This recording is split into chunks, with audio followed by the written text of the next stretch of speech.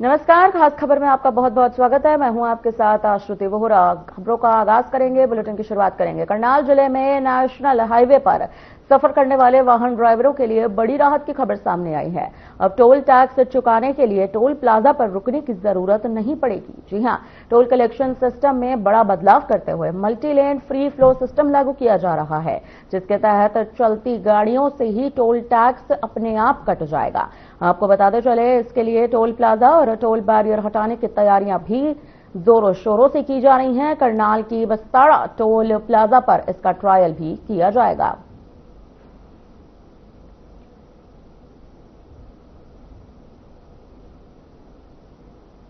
आपको बता दें, करनाल में अब बिना वाहन रुके टोल कटने की प्रक्रिया शुरू हो चुकी है। इसके लिए multi lane free flow system जो है वो भी लागू किया जा रहा है। चलती गाड़ियों से ऑटोमेटिक अब वसूली की जाएगी। हरियाणा सरकार का ये बड़ा फैसला सामने आया है। आपको बता दें, हरियाणा के करनाल जिले में नेशनल हाईवे से गुजरने वाले वाहन चालकों के लिए ये बड़ी राहत की खबर है। अब टोल टैक्स देने के लिए टोल प्लाजा पर रुकने की जरूरत नहीं पड़ेगी। फिलहाल इस खबर पर हमारे साथ और अहम जानकारी के लिए फोनों पर जुड़ रहे हैं लक्ष्य वर्मा। करनाल से हमारे साथ लक्ष्य वर्मा जुड़ रहे हैं, हमारे संवाददाता। अहम सवाल लक्ष्य आपसे लेना चाहेंगे यहाँ पे, बस्ताड़ा टोल प्लाजा पर इस वक्त MLFF सिस्टम का ट्रायल आखिर किस स्तर पर चल रहा है, क्या प्रक्रिया आप देख रहे हैं? जी बिल्कुल, मैं आपको जानकारी दे दूं। करनाल के अंदर अब जो है बिना वाहन रुके जो है टोल जो है काटे जाएंगे। ऐसे में जो बैरियर होंगे वो खत्म हो जाएंगे। Multi lane free for system है वो कहीं ना कहीं अब करनाल के बस्ताड़ा टोल प्लाजा पर जो है लागू कर दिया गया है। और ऐसे में जो जानकारी जो बताई जा रही है कि हरियाणा और गुजरात में ये पहला जो है ट्रायल वो किया जा रहा है। हरियाणा के करनाल जिले के अंदर ये स्थिति देखने को मिल रही है, क्योंकि जिस तरीके से टोल प्लाजा पर लंबी लंबी कतारें देखने को मिलती थी ताकि जो टोल कर्मी थे वो टोल वसूला करते थे। ऐसे में अब जो देखा जा रहा है कि जिस तरीके से ये व्यवस्था, नवी व्यवस्था जो शुरू की गई है, जिसमें ना तो आपको वहां पर रोका जाएगा, ना ही आप रुक पाएंगे, और जैसी आप सुचारू रूप से जो गाड़ियां हैं वो कहीं ना कहीं आप ले जा सकते हैं, जिसके चलते अपने आप ही जो है जो टोल है वो कटना शुरू हो जाएगा। ये कहीं ना कहीं एक पहला प्रयास जो हरियाणा का है वो देखा जा रहा है। कहीं ना कहीं लोग इससे कहीं ना कहीं खुश भी नजर आएंगे, क्योंकि जिस तरीके से वाहन चालक लंबे लंबे जो सफर करने वाले जो वाहन चालक हैं वो कहीं ना कहीं उन्हें कहीं ना कहीं बेहतर सुविधा देने की जो एक प्रयास है वो किया जा रहा है। जी ठीक है, तो लक्ष्य है आप अहम जानकारी इस पर और हमारे साथ साझा करें। इस नए सिस्टम के लागू होने से वाहन चालकों को सबसे बड़ा फायदा यहाँ पर क्या मिलता आपको नजर आ रहा है? क्योंकि देखिए, बिना गाड़ी रुके टोल टैक्स कटना, ये कहीं ना कहीं देखा जाए तो जिस हिसाब से जाम की समस्याएं देखने को अक्सर मिलती हैं, यहाँ पर ये समस्याओं से मुक्ति प्राप्त करेंगे लोग। क्या आप देख रहे हैं यहाँ पे, क्या फायदा मिल सकता है वाहन चालकों को? बिल्कुल श्रुति, जिस तरीके से देखा जा रहा है कि ये जो व्यवस्था जो नवी व्यवस्था जो है शुरू की गई है, उसके चलते कहीं ना कहीं जो वाहन चालक है उनको कहीं ना कहीं जो समय है वो कहीं ना कहीं उनका बचता हुआ इस व्यवस्था से नजर आएगा। क्योंकि जिस तरीके से लंबी लंबी कतारें देखने को पहले मिला करती थी टोल प्लाजाओं पर, वो कहीं ना कहीं अब दुरुस्त होती हुई नजर आएंगी। क्योंकि जिस तरीके से चाहे फास्टैग की ही बात की जाए, वहां पर भी कहीं ना कहीं आपको चंद सेकंड आपको वहां पर रुकना पड़ता था। मगर ये जो व्यवस्था लागू की जा रही है, इसका ट्रायल जो देखा जा रहा है, अगर ये ट्रायल कहीं ना कहीं सिद्ध होता है तो कहीं ना कहीं पूरे देश के अंदर ये चीज कहीं ना कहीं सरकारें लागू करती हुई नजर आएगी। फिलहाल ये हरियाणा में और गुजरात में देखा जा रहा है, ट्रायल जो किया जा रहा है, उसके बाद पूरे देश के अंदर ये लागू किया जा सकता है। जी ठीक है, हरियाणा में आप टोल बैरियर की क्या व्यवस्था देख रहे हैं? क्या पूरी तरह से टोल बैरियर्स हटाए जा रहे हैं या फिलहाल यहाँ पर ट्रायल के तौर पे ये रखे गए हैं? आप क्या वहां पर जमीनी स्तर पर क्या देख रहे हैं? फिलहाल अभी जो है अभी क्योंकि जिस तरीके से अभी ये ट्रायल देखा जा रहा है, और ऐसे में अगर ये स्थिति ठीक सुचारू रूप से चलती रही तो कहीं ना कहीं बैरियर है वो बिल्कुल हटा दिए जाएंगे, ताकि जो वाहनों की गति है वो नॉर्मल तरीके से सुचारू रूप से चलती हुई नजर आए। अब फिलहाल देखना होगा कि क्या कुछ इस पर अधिकारी इस पर जो, क्योंकि जिस तरीके से ट्रायल ये चल रहा है उसमें ट्रायल में कितना सफलता जो अधिकारियों को या फिर जो टोल कर्मी है उनको इससे सफलता मिली है, वो फिलहाल देखने वाली बात होगी। जब उन अधिकारियों से भी बात करेंगे आखिर क्या कुछ वो बताना चाहेंगे कि कितनी सफलता इससे हासिल हुई है, वो फिलहाल देखने वाला विषय होगा। जी बिल्कुल, सफलता पर यहाँ पर अगर देखा जाए तो अहम नजरें यहाँ पर बनी रहेंगी। लक्ष्य आपसे अहम और सवाल यहाँ पर लेना चाहेंगे, क्योंकि आप देखिए हरियाणा में जिस तरह से ये इस वक्त लागू की जा रही है, अभी एक क्षेत्र में हुई है, धीरे धीरे करके पूरे राज्य में ये कहीं ना कहीं लागू कर दिया जाएगा। आपको क्या लगता है, चलती गाड़ियों से टोल टैक्स काटने की प्रक्रिया जमीन पर आखिर कैसे काम कर रही है? जमीनी स्तर पर आप क्या देख रहे हैं? ग्राउंड रिपोर्ट क्या कहती है? बिल्कुल, जिस तरीके से जो मल्टी लेन फ्री फॉल्स जो सिस्टम जो है लागू किया गया है, और जो मॉडल जो है तकनीक जो है ये लागू की गई है, उस मॉडल के आधार पर कहीं ना कहीं जो स्थिति है वहां पर देखी जा रही है कि ऑटोमेटिक जो कैमरे हैं वो लगा दिए गए, सेंसर वाले कैमरे हैं, ताकि जो गाड़ियों के जो नंबर है वो सुचारू रूप से उसमें आ सके, या फिर ऐसी जो स्थिति है लेजर वाले कैमरे हैं, वो तमाम ऐसे तकनीकी जो प्रयोग हैं वो किए जा रहे हैं, ताकि ये जो ट्रायल है वो स्वादपूर्ण जो है पूर्णतः कामयाब हो सके। जी, तो फास्टैग की बात कर लेते हैं। यहाँ पे लक्ष्य एक अहम सवाल यहाँ पर आपसे और लेते हैं। देखिए, जिन वाहनों में फास्टैग नहीं होगा उनके लिए आखिर क्या व्यवस्थाएं की गई हैं? किस तरह से उनसे टैक्स जो है वो वसूला जाएगा? बिल्कुल, मैं आपको जानकारी दे दूं कि अब क्योंकि जिस तरीके से कहीं ना कहीं आपके ये जो दस्तावेज होंगे उसके साथ कहीं ना कहीं इसको अटैच किया जा सकता है, ताकि जो अपने आप जो है जो आपका टोल है वो कट सके। बाकी जो तमाम जो जानकारी है इस संदर्भ के अंदर जो टोल कर्मी के जो अधिकारी हैं, मैनेजर है, वो इस विषय पर क्या कुछ जो है पूर्णतः बता पाएंगे, वो फिलहाल देखने वाली बात होगी। उनसे भी हम जब बात करेंगे वो क्या कुछ इस विषय पे बताना चाहिए, कब ये जो है इसको शुरुआत की गई थी, कितने समय के अंदर इसकी क्या कुछ स्थिति है, तमाम जानकारी लेने का हम अधिकारियों से भी प्रयास करेंगे। जी ठीक है। इस सिस्टम से आप देखिए, जिस हिसाब से नया सिस्टम ये लागू हो रहा है, इस सिस्टम से आपको क्या लगता है टोल प्लाजा पर लगने वाला जाम किस तरह से कम हो सकता है? क्या उसमें खासा यहाँ पर फायदा जो है वो देखने को मिल सकता है? लक्ष्य, आप हमें सुन पा रहे हैं?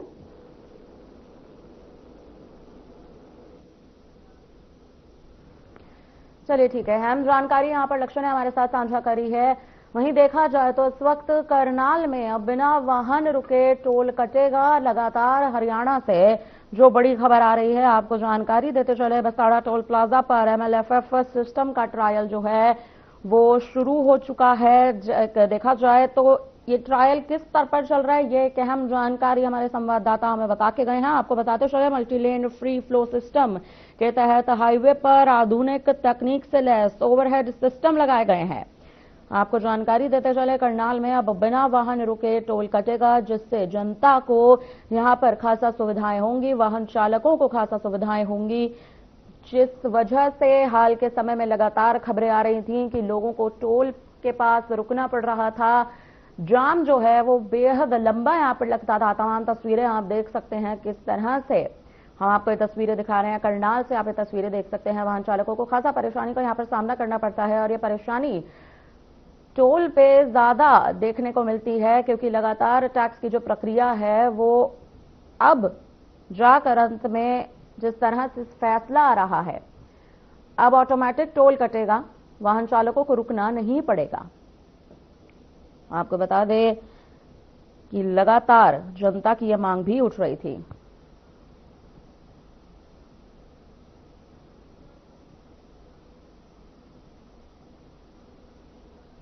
खबरों में आगे बढ़ते हैं। पूर्व केंद्रीय मंत्री और उत्तराखंड के पूर्व सीएम हरीश रावत ने हरियाणा के नवाब सिंह सैनी सरकार पर तीखा हमला बोला है। आपको बता दें, लाडो लक्ष्मी योजना में किए गए तमाम बदलावों को लेकर सरकार को कटघरे में खड़ा कर दिया गया है।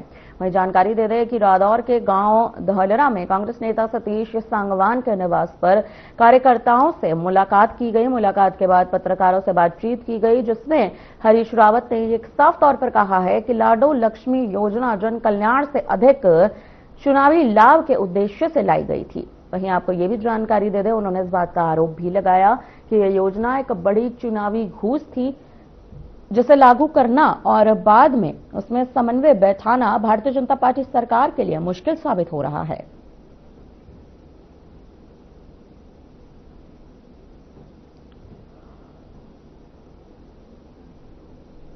ये एक प्रकार की चुनावी घूस थी। सत्यता तो ये है कि ये एक प्रकार का खुला भ्रष्टाचार था। बिहार में भी उसी फॉर्मूले का इस्तेमाल किया गया, महाराष्ट्र में भी उसी फॉर्मूले का इस्तेमाल किया गया। अब जब समन्वय की बात आ रही है, आर्थिक समन्वय देखने की बात आ रही है, तो फिर इनको दिक्कतें खड़ी आ रही है उसमें जो है। अब अनप्रोडक्टिव वर्क में आप उत्पादक कार्यों में लगाइए, आप खेती को प्रोत्साहित करने के लिए सब्सिडी करिए, आप हस्तशिल्प को प्रोत्साहित करने के लिए, व्यापार को प्रोत्साहित करने के लिए सब्सिडी दीजिए। लेकिन आप यदि उपभोक्ता कार्यों के लिए सब्सिडी देंगे तो फिर उत्पादन के काम में कौन लगेगा?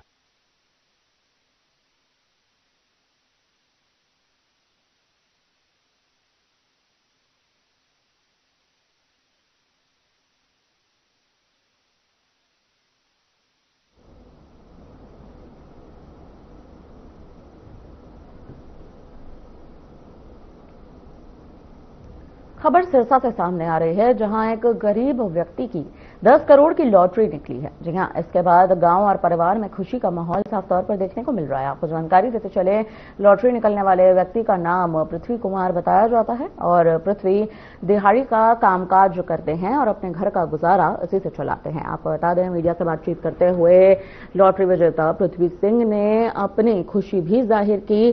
खुशी जाहिर करते हुए उन्होंने बताया कि मैंने ये लॉटरी पंजाब के किलियांवाली गांव से ली थी और तीसरी बार मैंने ये लॉटरी खरीदी थी, जिसके चलते मुझे 10 करोड़ की ये लॉटरी जो है वो मेरी निकली है। आपको ये भी जानकारी दे दें, उन्होंने कहा कि मैं बहुत खुश हूं, आगे जो मेरे सपने हैं मैं उससे पूरा जरूर करूंगा, अपने बच्चों का भविष्य इसी से बनाऊंगा।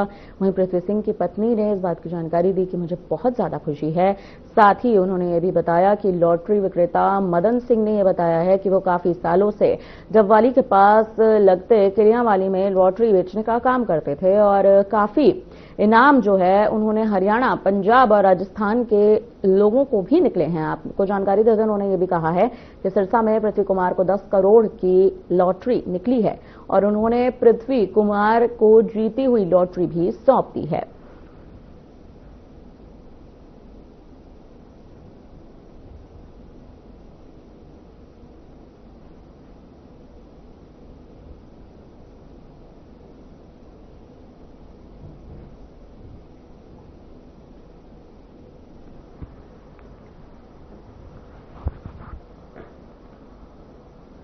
पंजाबी सिंगर मनकीरत औलाख सिरसा के गुरुद्वारा श्री चिल्ला साहिब पहुंचे हैं और माथा टेककर शीश झुकाया।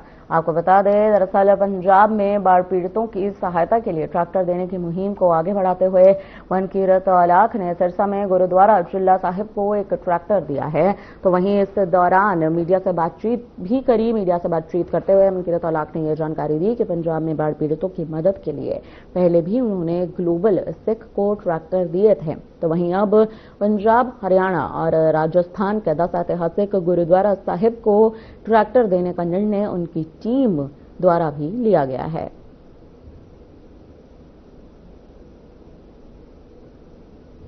का खालसा वाहेगुरू जी की फतेह। सो हड़ां दे दौरान आपां पंजाब दे जिवें हरियाणे दे नौजवान पंजाब नाल खड़े हड़ां च घर घर जाके जिੱਥੋਂ तक ਸਾਡੇ ਤੋਂ पहुंचा गया सी पहुंचे, आपदे भैन भरावां नाल खड़े। सो ਇਹਦੇ ਵਿੱਚ ਸਾਡੀ ਟੀਮ ਨੇ, ਸਾਡੀ ਸਾਰੀ ਟੀਮ ਸਾਰੇ ਭਰਾ ਨਾਲ ਬਹਿੰਦੇ ਸੀ। ਸਾਡੀ ਟੀਮ ਨੇ ਟਰੈਕਟਰ ਦੇਣ ਬਾਰੇ ਸੋਚਿਆ। ਸੋ ਅਸੀਂ ਹੜਾਂ ਦੇ ਵਿੱਚ ਅਸੀਂ ਟਰੈਕਟਰਾਂ ਦੀ ਸੇਵਾ ਕੀਤੀ। ਹੁਣ ਹੱਟ ਥੋੜਾ ਜਿਹਾ ਡਾਊਨ ਆ। ਹੁਣ ਅਸੀਂ ਵੀ ਜਿਵੇਂ ਪਹਿਲਾਂ ਕੀਤਾ ਸੀ ਪਿੰਡ ਦੀਆਂ ਕਮੇਟੀਆਂ ਨੂੰ ਦਵਾਂਗੇ, ਪਹਿਲਾਂ ਅਸੀਂ ਉਹਨਾਂ ਨੂੰ ਦਿੱਤਾ ਸੀ ਜਿਹੜੇ ਆਪਣੇ ਕੀ ਨਾਮ ਉਹਨਾਂ ਦਾ, ਕਿਹੜੇ ਜਿਵੇਂ ਕਿਹੜੇ ਸੇਵਾ वाले। गांव निवासी मोहित सुबह मोटरसाइकिल से नौकरी के लिए निकला था। कुली और बदरोला चौक के पास घने कोहरे के बीच एक अज्ञात बड़े वाहन ने उसे टक्कर मार दी और चालक मौके से फरार हो गया। आपको बता दें, गंभीर रूप से घायल मोहित को निजी अस्पताल ले जाया गया, जिसके बाद डॉक्टर्स ने वहां पहुंच उसे मृत घोषित कर दिया। पुलिस ने अज्ञात चालक के खिलाफ मामला भी दर्ज कर लिया है। जांच की प्रक्रिया शुरू कर दी गई है।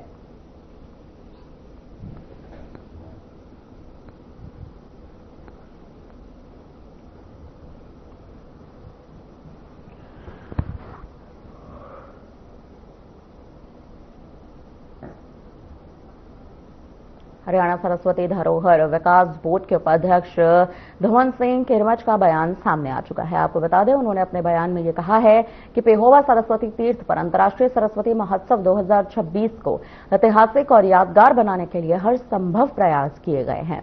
इस बार हरियाणा सरस्वती विकास बोर्ड, सूचना जनसंपर्क एवं भाषा विभाग, हरियाणा कला एवं सांस्कृतिक विभाग तथा आपको बता दें कि जिला प्रशासन एवं संस्थानों के सहयोग से 19 जनवरी से 25 जनवरी तक कार्यक्रमों का यहां पर आयोजन किया जा रहा है, जिसमें सीएम नायब सिंह सैनी आदि बद्री में उद्घाटन समारोह में भी शिरकत करते नजर आएंगे।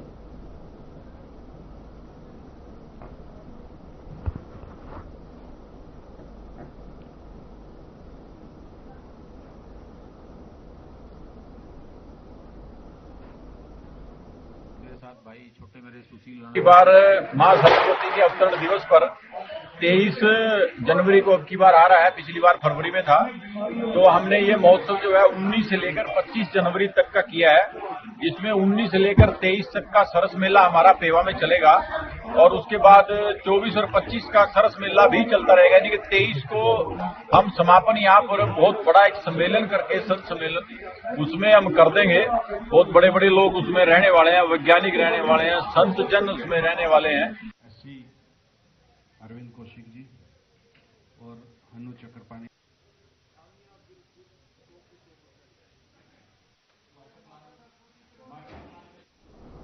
जिलाना क्षेत्र के गतौली गांव में सरपंच एसोसिएशन की एक बैठक का आयोजन किया गया है। आपको बता दें कि इस बैठक में आसपास के अनेक गांव के सरपंचों ने भी हिस्सा लिया। इस बैठक की अध्यक्षता सरपंच एसोसिएशन के जिला प्रधान सुधीर बुआना ने खुद की थी। बैठक में मुख्य रूप से प्रदेश सरकार की नीतियों तो वहीं के साथ ग्राम पंचायतों से जुड़े नए कानूनों पर भी विस्तार से चर्चाएं की गई। आपको जानकारी दे दें कि इस मौके पर बैठक को संबोधित करते हुए जिला प्रधान सुधीर बुआना का कहना है कि वर्तमान सरकार गांव के विकास को लगातार बढ़ावा देने के बजाय विकास कार्यों में रोड़ा अटकाने का काम कर रही है। उन्होंने ये भी कहा है कि सरकार द्वारा हाल ही में लाया गया नया कानून जो है वो पूरी तरह से अव्यावहारिक है।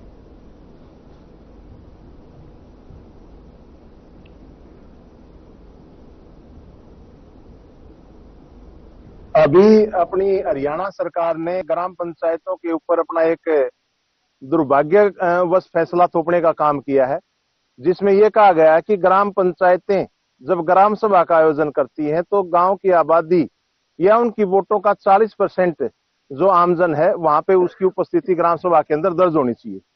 ये सरकार का बिल्कुल निंदनीय फैसला है, क्योंकि ये तो हो ही नहीं सकता कि गांव की 40%, 30% या 20% आबादी वहां पे उपस्थित हो, क्योंकि जब गांव की जनता ने गांव का सरपंच और पंच मनोनीत करके गांव विकास कार्य करने के लिए चुन दिए, तो उनकी जिम्मेवारी बनती है उस ग्राम सभा में वो पंच आके अपने अपने वार्ड की समस्याओं से अवगत करा के सरपंच को और उनकी ग्राम सभा के अंदर उपस्थिति दर्ज करने का काम करते थे।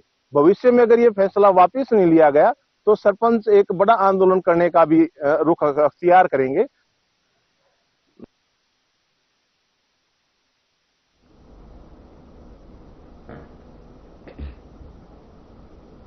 भारत में साल 2036 तक वरिष्ठ नागरिकों की संख्या 230 मिलियन तक पहुंचने का अनुमान बताया जा रहा है। इसी को लेकर हम मानव रचना विश्वविद्यालय और दक्ष फाउंडेशन में एजिंग इंडिया, उभरती चुनौतियां और समावेशी समाधान इस विषय पर सीनियर सिटीजन वेलफेयर 2026 सम्मेलन आयोजित किया गया। आपको बता दें, सम्मेलन में मानसिक स्वास्थ्य, सामाजिक समावेशन और पारिवारिक समर्थन को प्रमुख चुनौतियों के रूप में चिन्हित किया गया। वक्ताओं ने यह कहा है कि वरिष्ठ नागरिक कल्याण अब केवल सामाजिक विषय पर नहीं बल्कि सुशासन की रणनीतिक प्राथमिकता बन चुका है। आपको बता दें, सम्मेलन में अधिकार आधारित नीतियों, कानूनी सुरक्षा और गरिमामय जीवन पर विशेष जोर दिया गया है।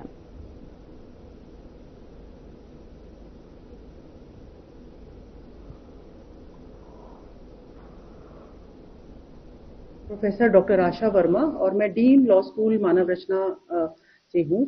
आज जो हमारी ये कॉन्फ्रेंस है ये सीनियर सिटीजन्स के लिए है, बुजुर्गों के लिए है। ये एक ऐसा विषय है जिसके बारे में जनरली लोग बात नहीं करना पसंद करते। अगर आप अपने घरों में भी देखेंगे तो हमारे बच्चे बात नहीं करते अपने दादा से, अपनी दादी से, नाना से, नानी से, या हम अपने आसपास देखेंगे। अगर आप समाज में देखेंगे तो आपको ये समझ में आएगा कि हमारे पास बहुत सारे ऐसे विषय हैं बुजुर्गों के लिए जिस पर हम बात नहीं करते, लेकिन जो एक परेशानी का कारण है, जैसे सोशल सिक्योरिटी। सबके पास पेंशन नहीं है, पैसा कहाँ से आएगा, स्पेशली 60 साल के बाद। काम नहीं है, एक लोनलीनेस है, अकेलापन है, घर के लोग दूर हैं, बच्चे बाहर काम करते हैं, बाहर रहते हैं, और जीवन के एक सफर के बाद उनमें से दोनों में से कोई एक साथी अगर रह जाए तो वो अकेलापन ज्यादा हो जाता है। इसके अलावा हेल्थ इश्यूज हैं, मेडिकल इश्यूज हैं। मेडिकल इश्यूज में मैं सिर्फ फिजिकल इश्यूज की बात नहीं करती, मैं मेंटल इश्यूज की भी बात करती हूँ कि हम एक आदमी जो है वो एक सामाजिक एनिमल हम बोलते हैं, यानी कि जब तक हम एक दूसरे से बात करते रहते हैं, एक दूसरे के साथ जुड़े रहते हैं, तो उससे हमारा मेंटल जो ग्रोथ है वो भी रहता है और हमें जीने की आगे एक संभावना भी मिलती रहती है।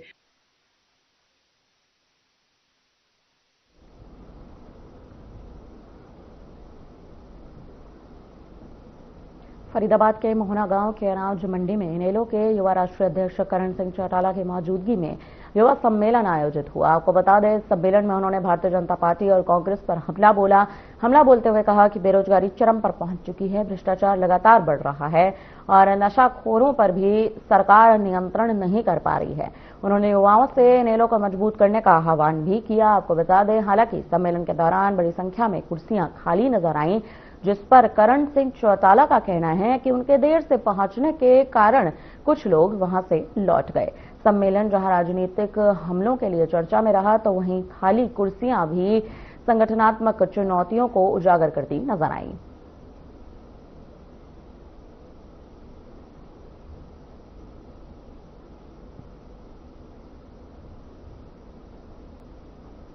अगर प्रदेश के हालात देखें और कल की खबर है, आपने भर्ती जो होनी थी उसको सरकार ने पोस्टपोन करने का काम किया, और यही एक कारण है कि आज बेरोजगारी की वजह से प्रदेश का युवा नशे की तरफ, क्राइम की तरफ बढ़ता जा रहा है। इसीलिए हमने ये फैसला करा है किस तरह संगठन को मजबूत करना है। उसमें युवाओं से मुलाकात कर रहे हैं जाकर के।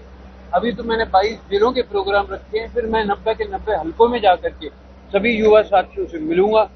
और हमने 23 मार्च को बड़ा युवा सम्मेलन जींद में रखा है, जहां से इस चीज का आगाज होगा कि अब युवा घर नहीं बैठेगा, अपनी आवाज को बुलंद करके इस सरकार के खिलाफ उठाने का काम करेगा। चौटाला साहब, अधिकांश कुर्सियां खाली है, क्या ग्रामीण क्षेत्रों में भी इनेलो का कार्यकर्ता भी जागने में टाइम लगा रहा है? टाइम नहीं लगा रहा, आज काफी लोग आए हुए थे। समय ज्यादा होने के कारण लोगों को भी काम होता है और आज कुछ वर्किंग डे भी है तो उन्हें जाना पड़ा।